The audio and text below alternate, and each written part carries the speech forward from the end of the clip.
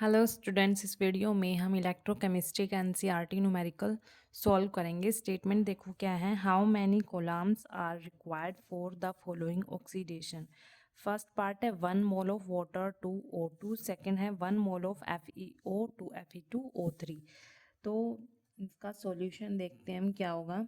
यहाँ पर जैसे हमारे पास फर्स्ट पार्ट में क्या पूछा है कि जो 1 मोल ऑफ वाटर मॉलिक्यूल है वो O2 में ऑक्सीडाइज्ड हुआ, तो इस ऑक्सीडेशन के लिए यहाँ पर कितनी चार्ज की रिक्वायरमेंट होगी वो हमने किस में निकालना है, कोलम में निकालना है। ठीक है, कितने चार्ज की यहाँ पर रिक्वायरमेंट होगी या फिर बोल सकते हैं कितनी इलेक्ट्रिसिटी की यहाँ पर नीड होगी। तो हम फर्स्ट पार्ट पहले सॉल्व करेंगे। 1 मोल ऑफ वाटर मॉलिक्यूल किस में ऑक्सीडाइज्ड हुआ, O2 में ऑक्सीडाइज्ड हुआ। ठीक है, अब यहाँ पर हम जैसे जो वाटर मॉलिक्यूल है वो ऑक्सीजन में ही ऑक्सीडाइज्ड हुआ, मतलब ऑक्सीजन गैस में ऑक्सीडाइज्ड हुआ। ठीक है, इसके लिए कितने चार्ज की रिक्वायरमेंट होगी ये हमने निकालना है। तो कैसे निकालेंगे, यहाँ पर देखो जो ऑक्सीजन है वो किस ऑक्सीजन के ऊपर कितना चार्ज है, कैसे निकालेंगे। जैसे वाटर मॉलिक्यूल है, देखो आपको पता है जो हाइड्रोजन होता है उस पर क्या होता है, कितना चार्ज होता है, +1 चार्ज होता है। ठीक है, और कितने हाइड्रोजन है, 2 हाइड्रोजन है। और जिसके ऊपर हमने चार्ज निकालना है, क्या करेंगे हम, मतलब जिसकी ऑक्सीडेशन स्टेट निकालनी है उसको एक्सपोर्ट कर लेते हैं। ओवरऑल चार्ज कितना है, 0 है, इक्वल टू 0। ठीक है, तो यहाँ पर मल्टीप्लाई करेंगे 2 + x इक्वल्स टू 0। तो हमारे पास x क्या आ गया, -2। मतलब यहाँ पर जो ऑक्सीजन पर जो चार्ज है वो कितना है, -2 है। ठीक है, तो इसको हम क्या लिख सकते हैं, ऑक्सीडेशन स्टेट क्या आएगी इसकी, -2 आएगी। मतलब O2 नेगेटिव में एग्जिस्ट करेगा। यहाँ पर वाटर मॉलिक्यूल में जो ऑक्सीजन है वो किस फॉर्म में होगा, O2 नेगेटिव की फॉर्म में होगा। और यहाँ पर ये तो न्यूट्रल है, इस पे तो 0 ही है। ठीक है, 0 चार्ज है ये तो। मतलब कहने का मतलब क्या है, जो O2 नेगेटिव है वो किस में ऑक्सीडाइज्ड हुआ, O2 में ऑक्सीडाइज्ड हुआ। अब इस ऑक्सीडेशन के लिए यहाँ पर कितने चार्ज की रिक्वायरमेंट होगी वो हमने निकालना है।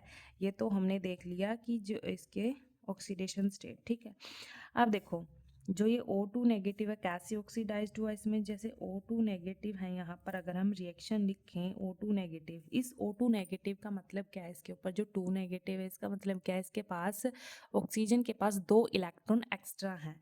ठीक है, 2 इलेक्ट्रॉन क्या है, एक्स्ट्रा है। अब ये स्टेबल होने के लिए क्या करेगा, इन 2 इलेक्ट्रॉन को लॉस कर देगा। ठीक है, 2 इलेक्ट्रॉन को लॉस करेगा, किस फॉर्म में आ जाएगा, ऑक्सीजन फॉर्म में आ जाएगा। और 2 इलेक्ट्रॉन को ऐसे लॉस कर देगा, है ना।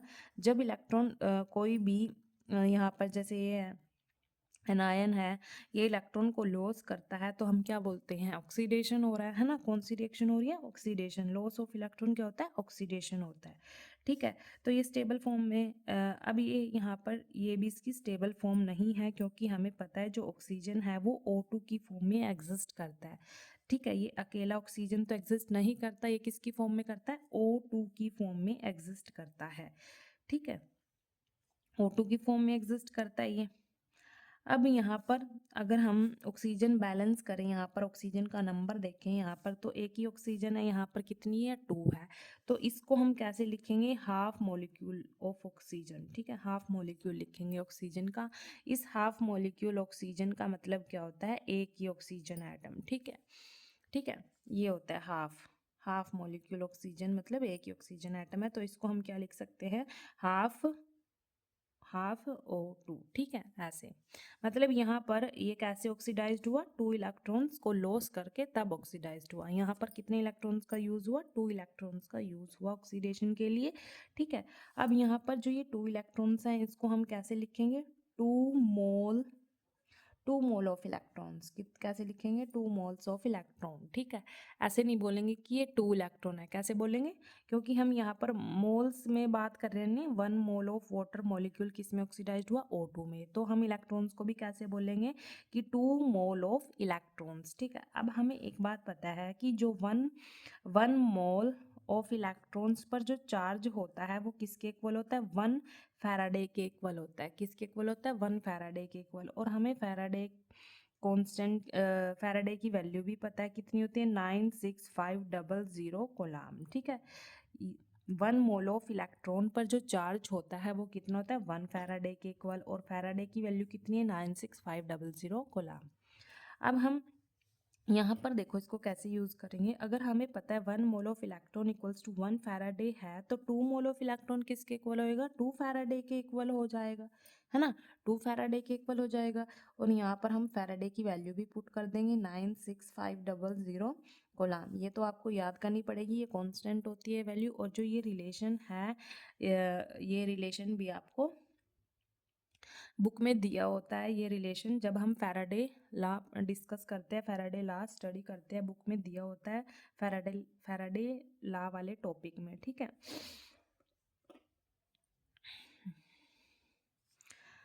जो फैराडे सेकंड लॉ है ना, उसमें दिया होता है ये। अब इसको मल्टीप्लाई करेंगे तो क्या आएगा हमारे पास? 193,000 कोलाम आ जाएगा हमारे पास। कितना आएगा? 193,000 कोलाम आ जाएगा। मतलब यहाँ पर जो ये 1 मोल ऑफ वाटर मॉलिक्यूल है, ये O2 में ऑक्सीडाइज्ड हुआ। इसके लिए हमें कितनी चार्ज की रिक्वायरमेंट होगी? 193,000 कोलाम चार्ज की रिक्वायरमेंट होगी, या फिर हम बोल सकते हैं इलेक्ट्रिसिटी की यहाँ पर इतनी रिक्वायरमेंट होगी। ऐसे ही हम सेकेंड पार्ट भी सोल्व करेंगे। सेकेंड पार्ट में क्या बोला है? 1 मोल ऑफ FeO2 Fe2O3, ठीक है। ये बोला है कि जो 1 मोल ऑफ FeO है, ये किस में ऑक्सीडाइज्ड हुआ? Fe2O3 में ऑक्सीडाइज्ड हुआ। यहाँ पर भी हम क्या करेंगे? आयरन की ऑक्सीडेशन स्टेट निकाल लेते हैं, ठीक है। साइड में निकाल लेते हैं जो FeO है। जैसे आयरन की निकालनी है, उसको हम एक्स पुट करेंगे, ठीक है। और हमें पता ऑक्सीजन पर कितना चार्ज होता है? -2 होता है, इक्वल टू 0। तो x इक्वल्स टू +2। तो यहाँ पर इसमें जो आयरन होगा वो किस स्टेट में होगा? Fe2 पॉजिटिव स्टेट में होगा, ठीक है। ऐसे ही हम किस में निकालेंगे? Fe2O3 में निकाल लेंगे, ठीक है। आयरन की निकालनी ऑक्सीडेशन स्टेट, तो x लेट करेंगे। अब यहाँ पर आयरन कितने? 2 हैं, तो 2x प्लस ऑक्सीजन पर चार्ज कितना है? -2 है। और कितने ऑक्सीजन है? 3 ऑक्सीजन है। ओवरऑल चार्ज 0, ठीक है। यहाँ पर 2x, यहाँ पर मल्टीप्लाई करेंगे, -6 equals to 0, 2x equals to 6। x की वैल्यू कितनी आई? 3। x क्या था? हमने क्या लेट कर रखा था? Oxidation state of iron. तो आयरन की निकल गई ऑक्सीडेशन स्टेट कितनी आई? 3। मतलब यहाँ पर जो आयरन है वो किस फॉर्म में एग्जिस्ट है? 3+ में एग्जिस्ट है, ठीक है। तो हम यहाँ पर बोल सकते हैं कि जो 1 मोल ऑफ Fe2 पॉजिटिव है वो किस में ऑक्सीडाइज्ड हुआ? Fe3 पॉजिटिव में। 1 मोल ऑफ Fe2 पॉजिटिव किस में ऑक्सीडाइज्ड हुआ? Fe3 पॉजिटिव में ऑक्सीडाइज्ड हुआ, ठीक है। अब देखो कैसे ऑक्सीडाइज्ड हुआ ये। जैसे जो ये है Fe2 पॉजिटिव है, इसका मतलब क्या है? इसके पास कितने इलेक्ट्रॉन्स की कमी है? 2 इलेक्ट्रॉन्स की कमी है। और इसके 3 पॉजिटिव का मतलब क्या है? इसके पास 3 इलेक्ट्रॉन्स की कमी है, ठीक है। ये मतलब है। अब कैसे ऑक्सीडाइज्ड होएगा? ऑक्सीडेशन का मतलब क्या होता है? Loss of electron. क्या होता है? Loss of electron.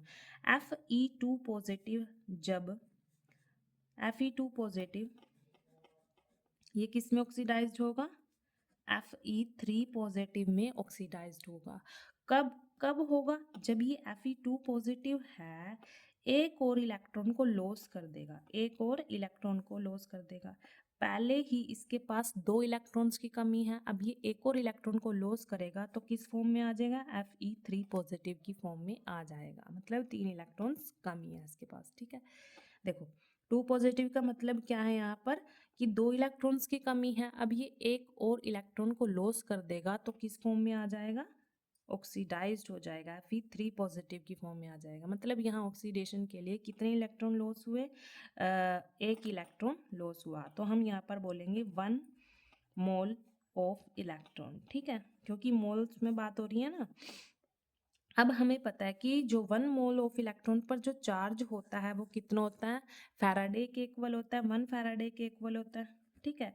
और फैराडे की वैल्यू भी हमें पता है 96500 कोलाम होती है। ये कांस्टेंट होती है, इसको आपको याद करना पड़ेगा। तो फैराडे की जगह हम क्या लिख सकते हैं? 96500 कोलाम। और इसको मल्टीप्लाई करेंगे कितना आएगा? 96500 कोलाम। तो ये हमारे पास क्या आ गया? चार्ज आ गया, वो भी कोलाम में, जो क्वेश्चन में पूछा था, ठीक है। जो 1 मोल ऑफ FeO है वो Fe2O3 में ऑक्सीडाइज्ड हुआ और उसके लिए हमें इतने चार्ज की रिक्वायरमेंट हुई, ठीक है। Thank you.